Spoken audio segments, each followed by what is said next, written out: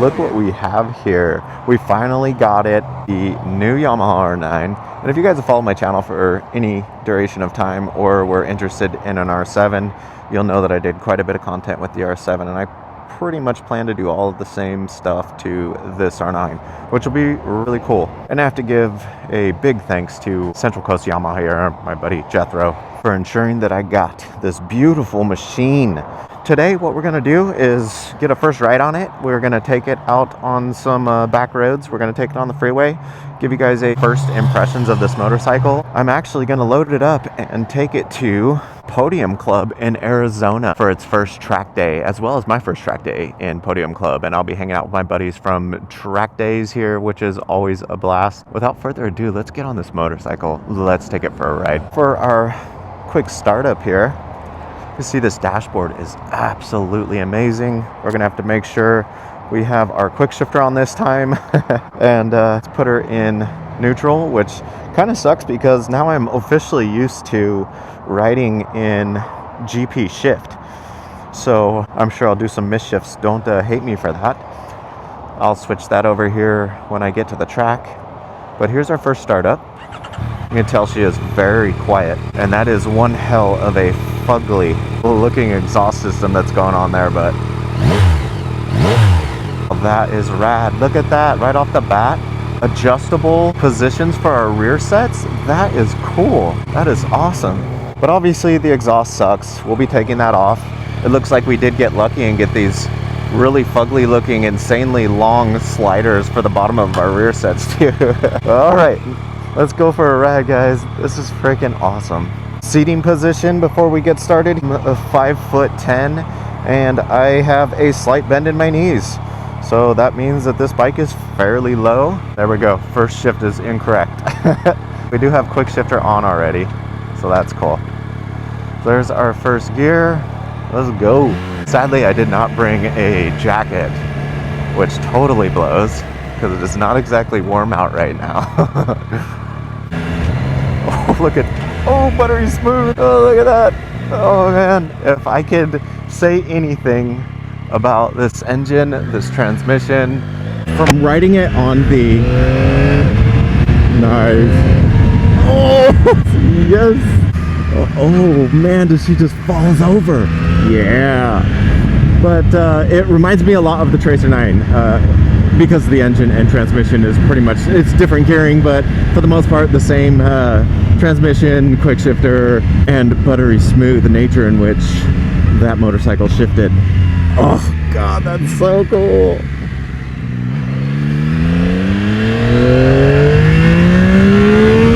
Oh. Shift with my GP shift again. God damn it. Oh, buttery smooth. Thanks guys, this is considerably more comfortable than I thought it would be. The throttle's not bad. Oh, shit. Alrighty then. So that was only like a third throttle. That's good pickup, guys. Very good pickup. And those mirrors, man, right off the R1, those are freaking so nice. Very smooth shifting. Oh man, I'm sure that the engine sound is not really coming through on the GoPro here, but it does not sound bad at all. It's very quiet.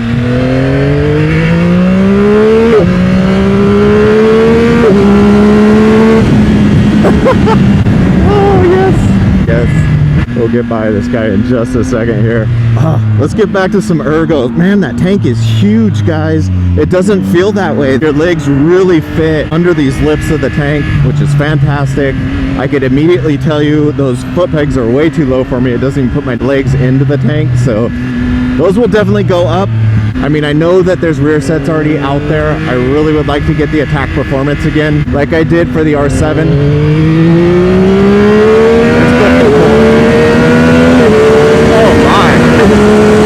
Good pull, yeah. Oh man, this is freaking exciting, guys. Look at this cockpit here. It looks fantastic. I would say I wouldn't mind, and I definitely will, get a larger windscreen just to be completely in this bubble. But even at 70 miles an hour right now, just kind of sitting here, 75-ish, I don't even feel it on the top of my head. So with full double bubble right here, talk about full bulk into the bike. Aerodynamics of it is doing a very good job. Even my legs and having my arms tucked in right here, even without the shirt on or a long sleeve shirt on, the wind is not bad at all on me. I really like how wide the motorcycle is, but yet how it doesn't feel that wide. It's kind of hard to say. The tank, looking down on it, it's huge, but it's not where your legs are. It's not that big. It's definitely wider than the R7. It's probably more like the R1. But I would say overall ergonomics here, especially with the relaxed position of the rear sets, which, let's face it, you normally cannot adjust any stock rear set on any motorcycle, which kind of sucks, but you can on this one. So that's kind of a cool little upgrade there. I know for sure when I get to the track tomorrow, I will be raising those rear sets and doing some of those adjustments for sure. Oh, a little gravelly out here. Get some back road fun in real quick. Wow, God, that feels great. Honestly, guys, for the fact that we have drive-by-wire, this thing feels great. Like the throttle control is like very smooth. It's not twitchy, at least so far with the minimal amount of aggressive riding I've done right now. It doesn't feel twitchy. Not like I kind of expected it to feel. Still can't freaking figure out how to not do GP shift. Dumbass. Oh, push down for down. Oh God, she leans so good. Oh, that sound is so exhilarating. Oh man. But so far, first look around the motorcycle, a lot of the stuff I think can be used from the R7.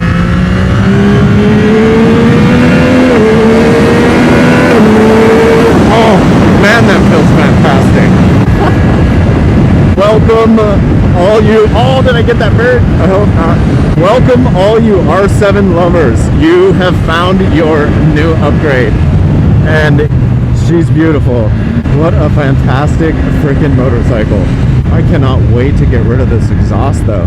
I would say it's right along the lines of how bad the R7's stock exhaust was, being so freaking quiet.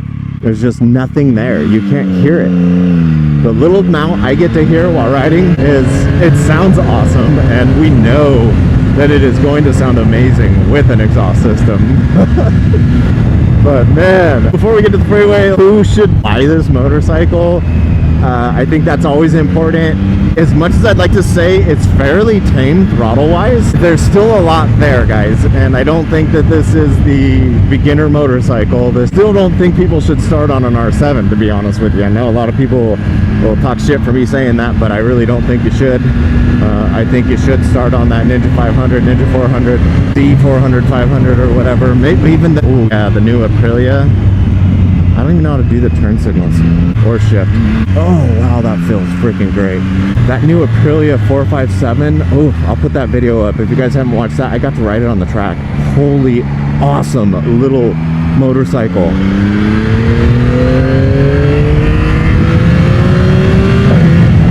Oh, woo! Man, that feels fantastic.